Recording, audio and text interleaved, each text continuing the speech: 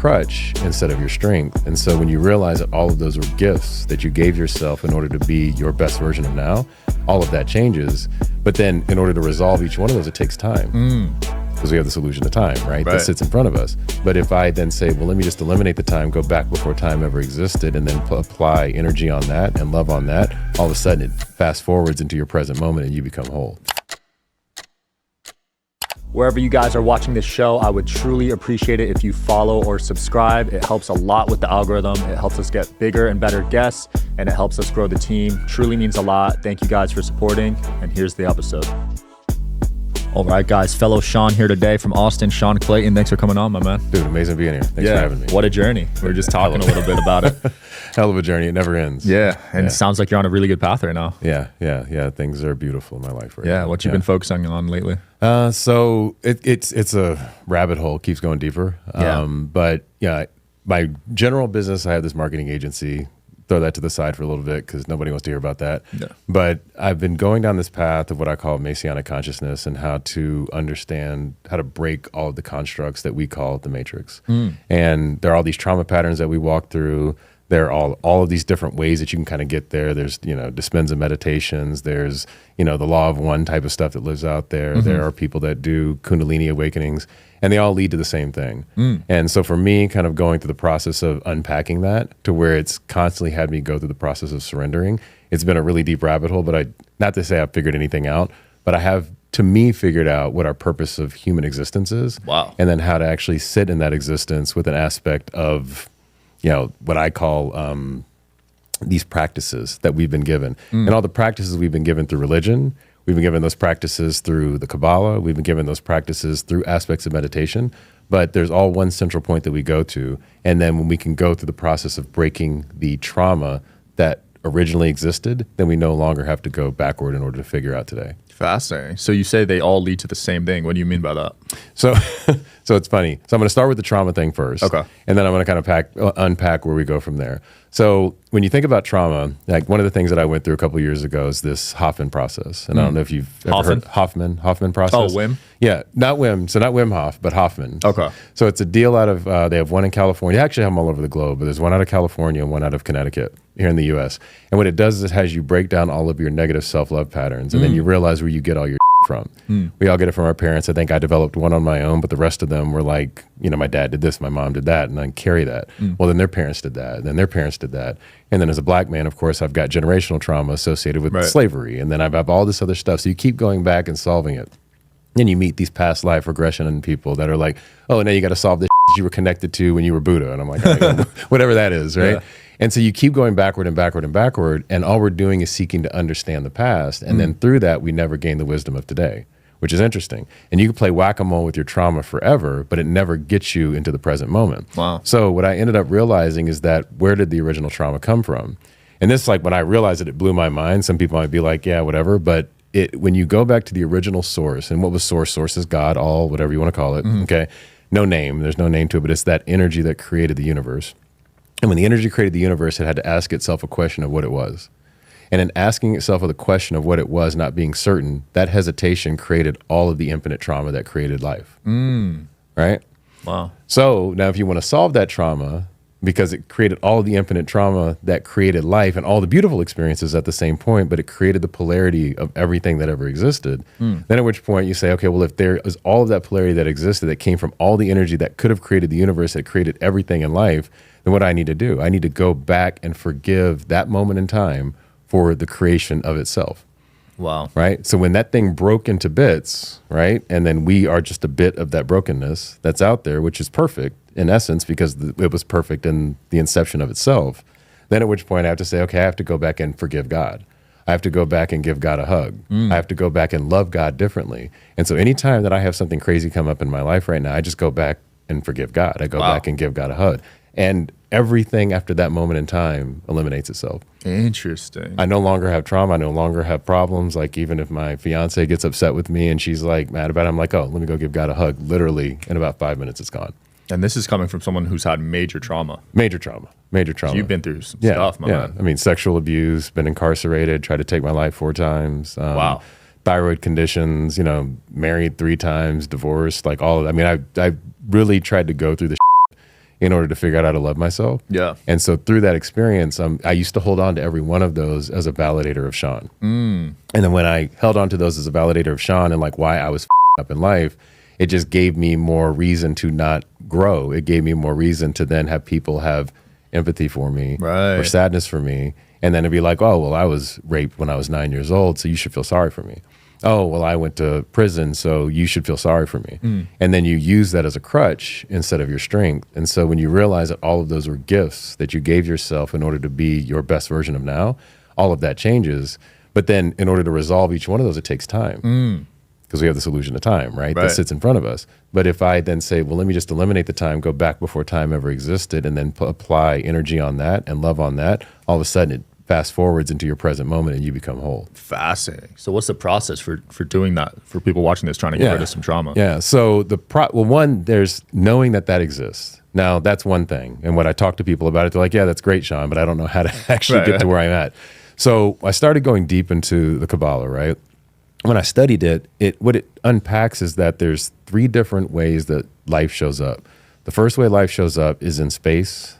The second is time. The third is spirit, right? I can't think of any other way around it. So you have those 3 aspects of the way time shows up. Even in the Hermetics, you have the actual first 3 laws of the universe, which are the same thing, right?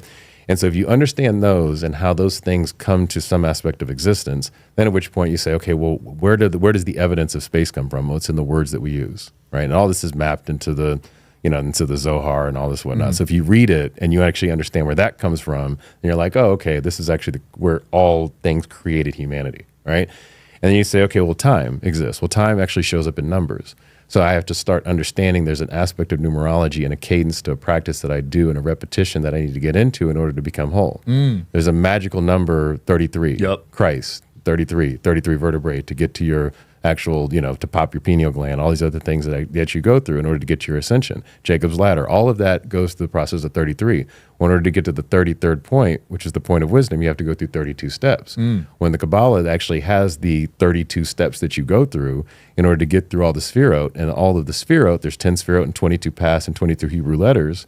That's the 32 that gets you to when you encompass that whole thing, you have the wisdom of God. Wow. Right? Crazy. So in order to get there, I'm going to break it down, is that you have to go through 32 paths of understanding in order to gain wisdom.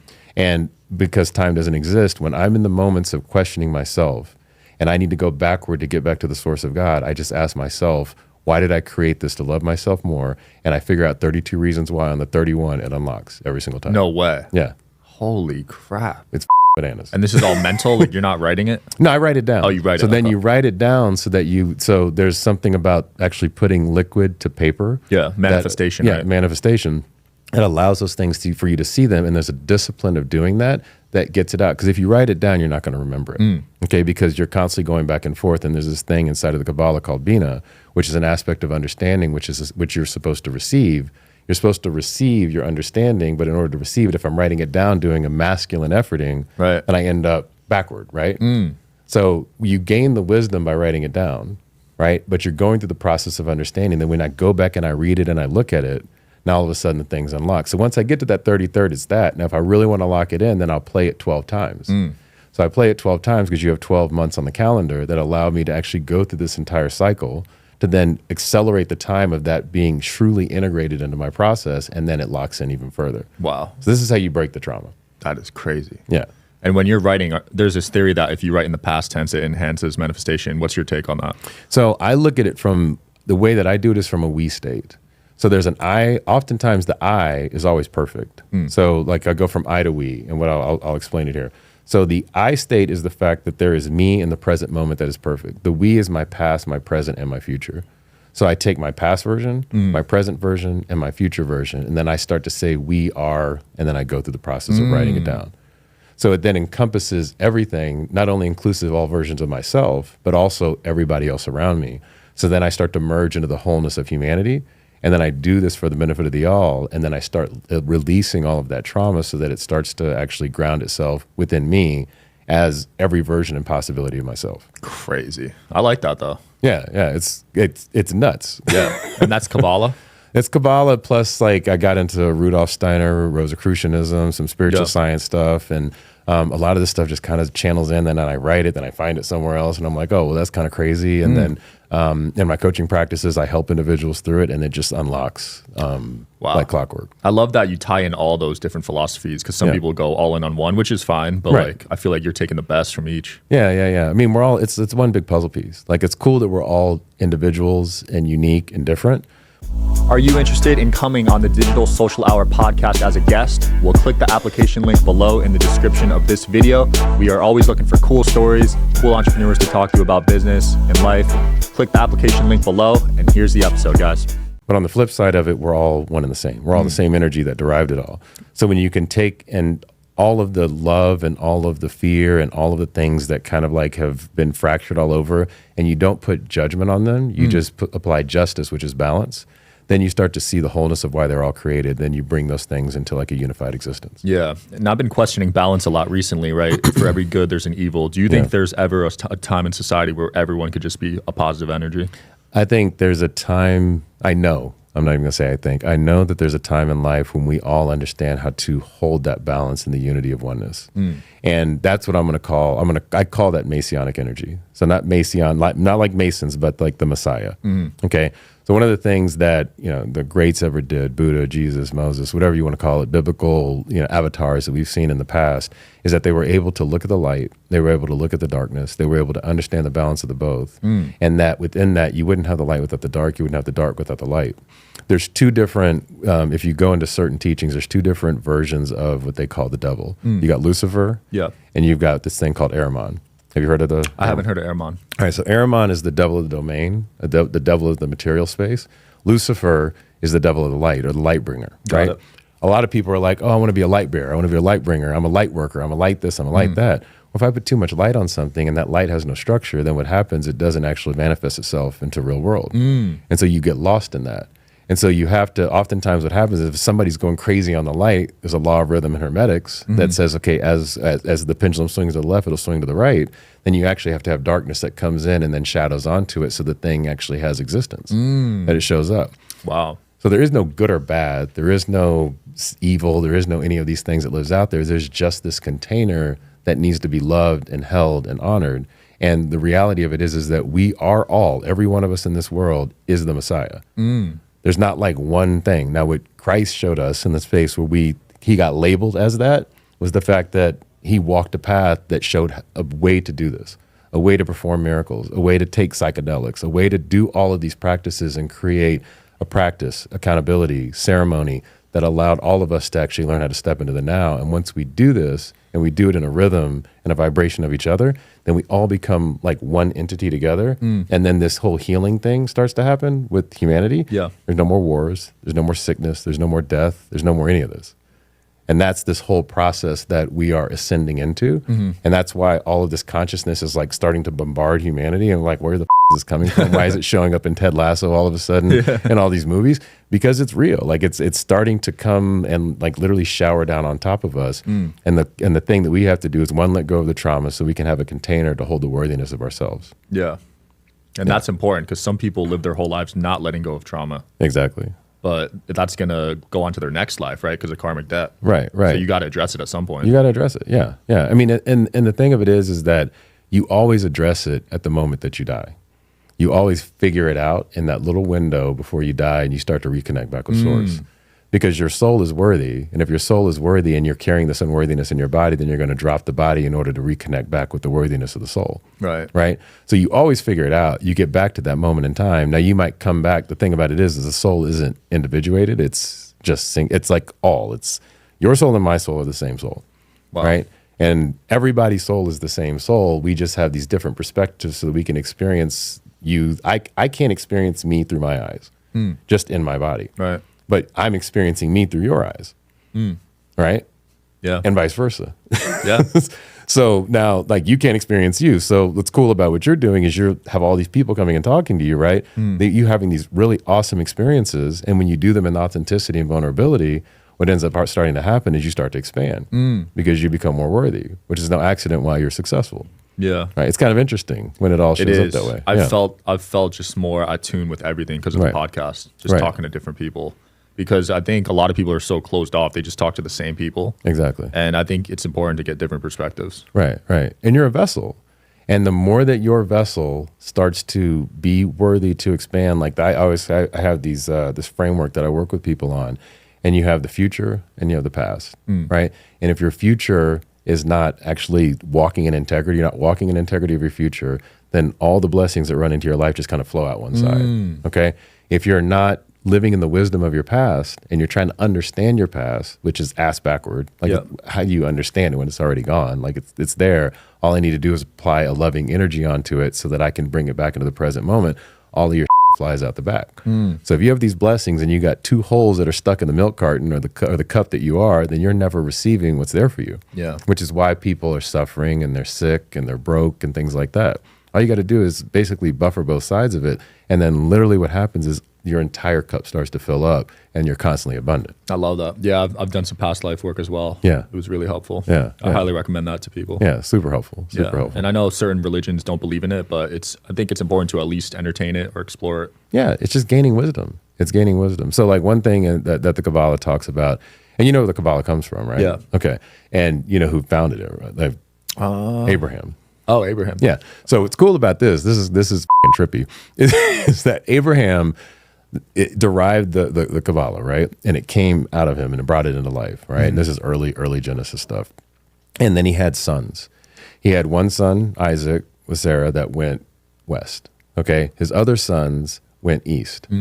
All of the principles of Buddhism, Hinduism, everything else derives out of the Cabala because those sons went from lore, founded all of those other religions, right? And then you got West, you got Judaism, and every single aspect of modern day religion that we know comes out of what? Judaism, which was grounded off of the Cabala.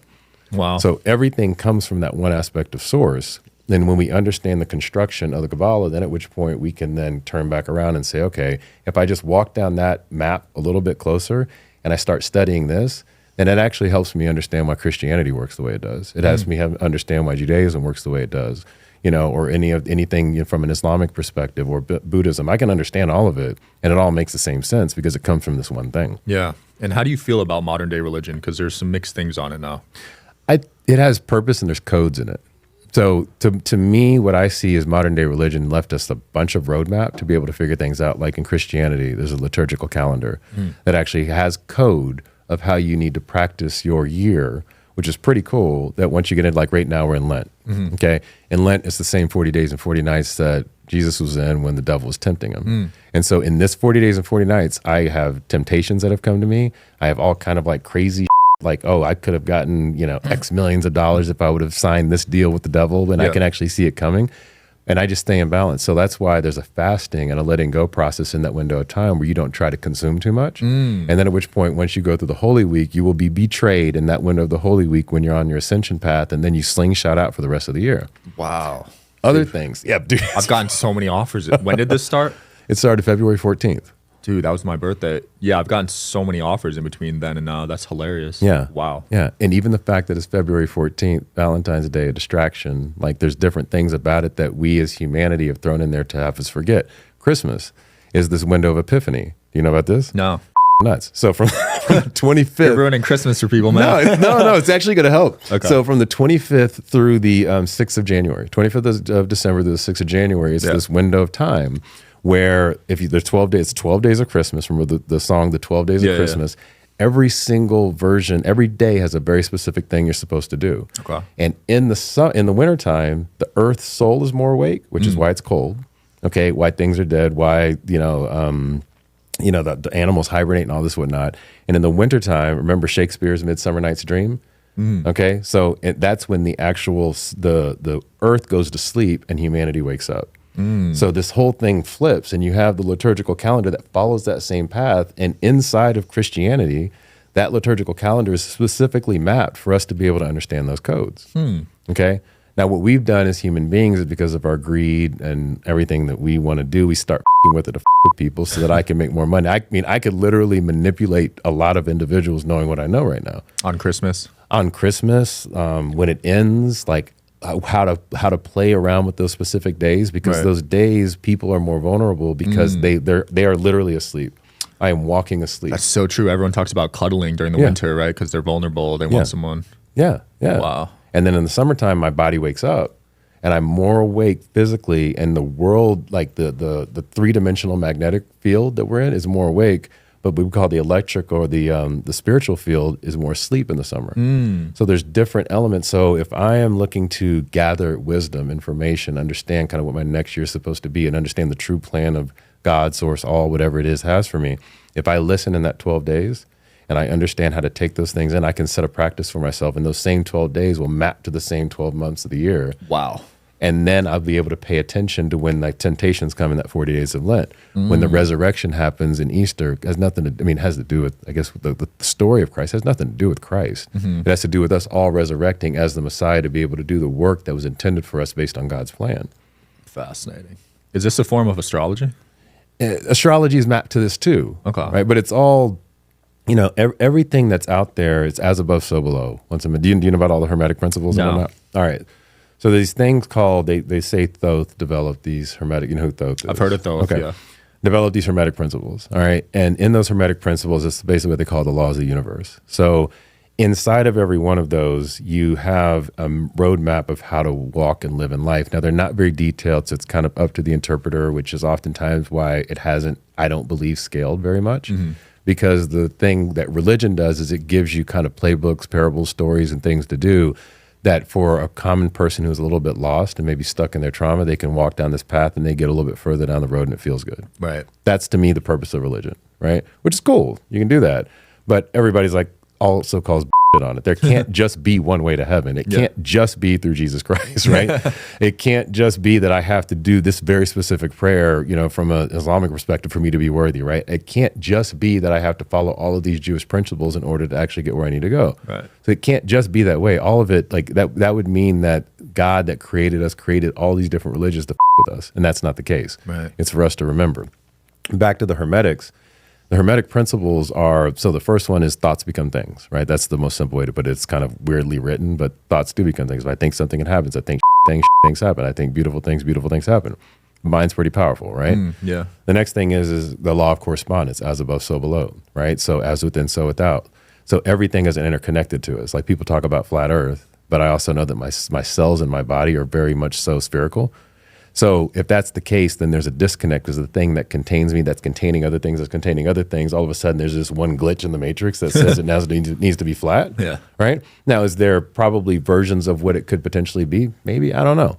But, and then so you do that, that's as above, so below. Then you move over to everything has energy, everything has vibration, which is true. We've proven that through science, right? Yeah. So these are the first three laws of isness, right? And isness means that they just are. There is no balance to it.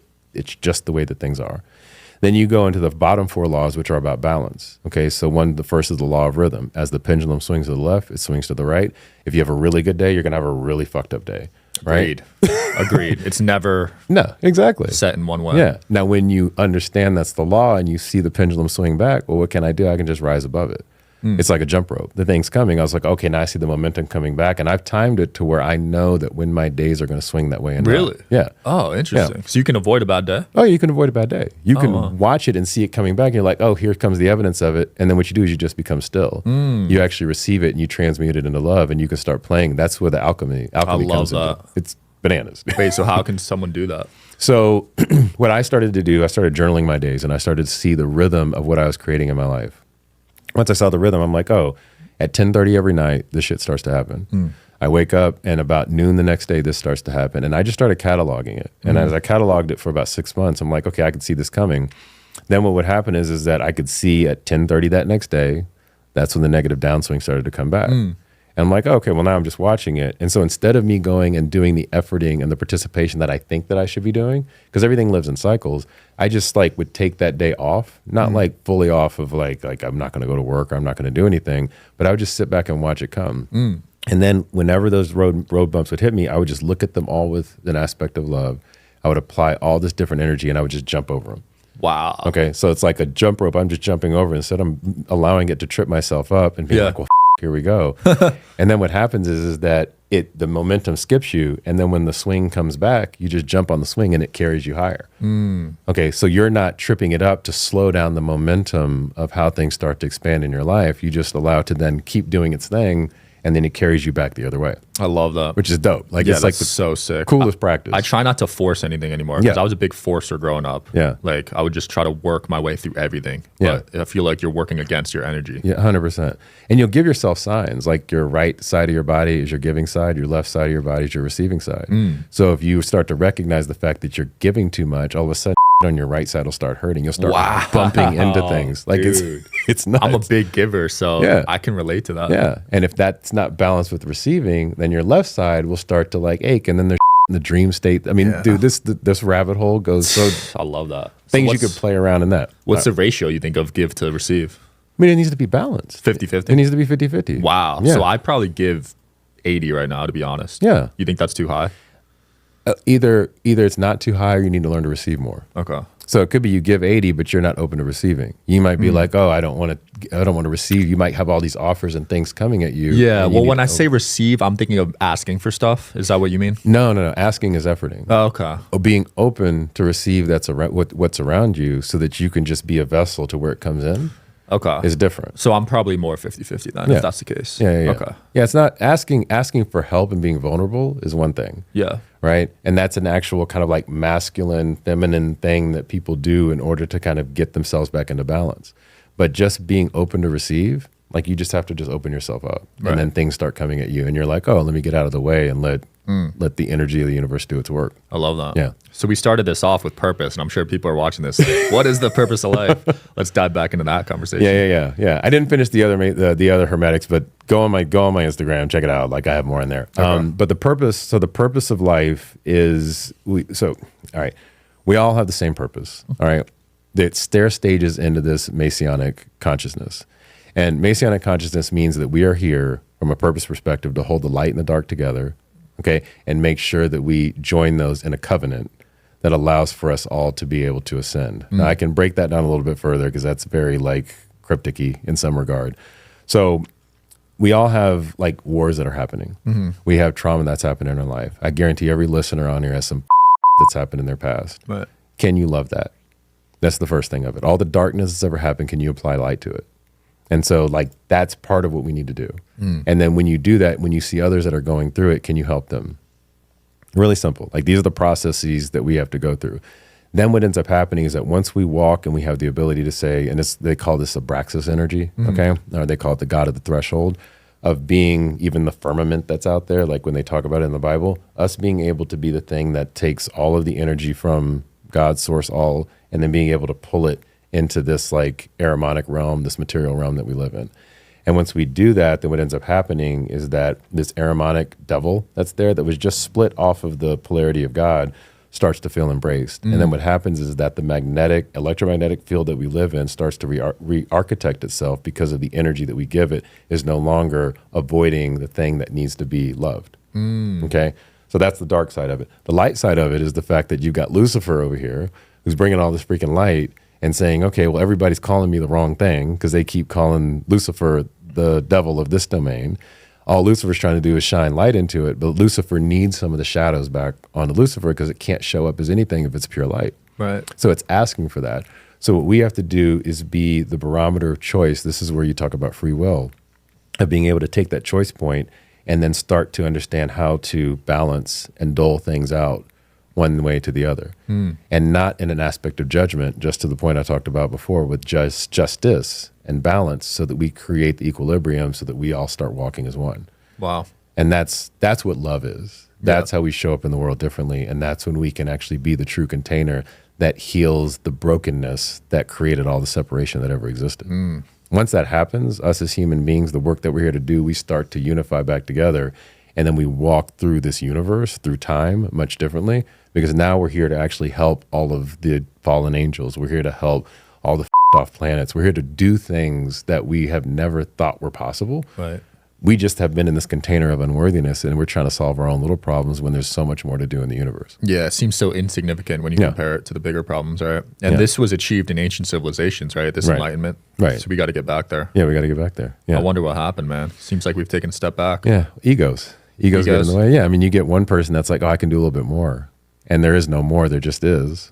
So the person that thinks that there's more and doesn't understand that their purpose, even in the moreness that they're looking to create, is just part of the is in order to help the others. Then what ends up happening from there is that that person kind of like stretches themselves out from everybody else, and then the entire structure falls apart. Yeah. It'd be like if I went to the pyramid and like pulled the keystone out, and then the whole thing broke. Wow. Right. That's what ego does. Interesting. Yeah. You mentioned you attempted 4 times. 4 times. Was death something you really feared, or did you accept it at that point in your life? I feared it. I put it. It's interesting. So at that moment in my life, I mean, so when I was younger, I was sexually abused and raped by a family member for 4 years. Right.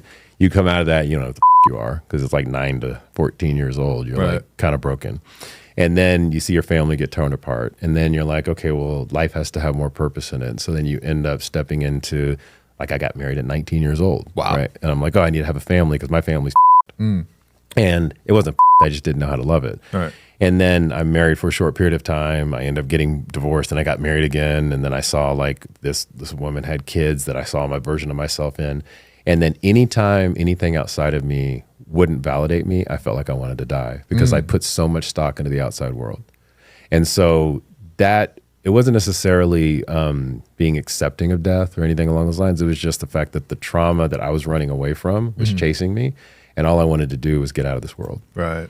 And so, I mean, I ended up, slitting my wrist. Damn. I ended up putting a gun to my head, pulling the trigger 4 times, fully loaded, and it didn't go off. I hung myself. I took a full bottle of Ambien, didn't throw it up. Holy crap. Yeah, it was nuts. And so that was in my 20s. And after that, I still didn't have a worthiness for life, but then I just was like, well, let me just work harder and do better. And, people will validate me if I give them stuff. So if I make more money and I kick, then great. Like that'll be the thing. But it ended up just creating a bigger hole for myself. And then I ended up being incarcerated after that. Holy crap. Yeah. That is crazy. You are here for a reason, my man. 4 attempted and nothing worked. Nothing worked, yeah. That is crazy. Yeah, there's subconsciously, I feel like they teach you to fear death, though. Growing up, I actually feared it as a kid. Did you? Yeah, a lot. I used to think about it. Yeah. And I'm in like 1st grade. I'm like, oh, I don't want to die. Like, I feel like they teach that growing up. Yeah. Well, that's because you had such an appreciation for life and then the unknown in death. I mean, life, when you see it, is very known. It's like this bottle, this table is very real. Right. The death is like so unknown.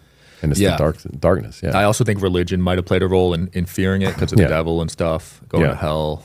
And I was a bad kid, so well, bad is subjective, but I was in the principal's office every day, so I thought I was a bad kid. Yeah, you were expressing yourself. Yeah, that's dope. That's dope. But look at you now. So absolutely, man. I want to end off with this interesting section on your website called Illuminati Secrets. Yeah, what's that about? So the Illuminati Secrets, I went down once again rabbit hole. I went down this rabbit hole, and I'm like, oh, what's this Illuminati thing? And I started to like tear this whole deal apart, and the Illuminati is what we make of it. I'm sure there is a thing out there called the Illuminati. And when you understand how they play the game of the universal laws, like one of the things that I got into, you can see why they can humanity. So what the course is that I teach is that how can you see the evidence of those things happen and then start to actually play the counter game to it so that you're not actually being controlled by whatever that is out there and you are the actual cause creator of your life. Wow. And so they go deep into the Hermetic Principles, right? They understand like this whole thing means something very specific. Even in the Cabala, it means something based on where the hands are.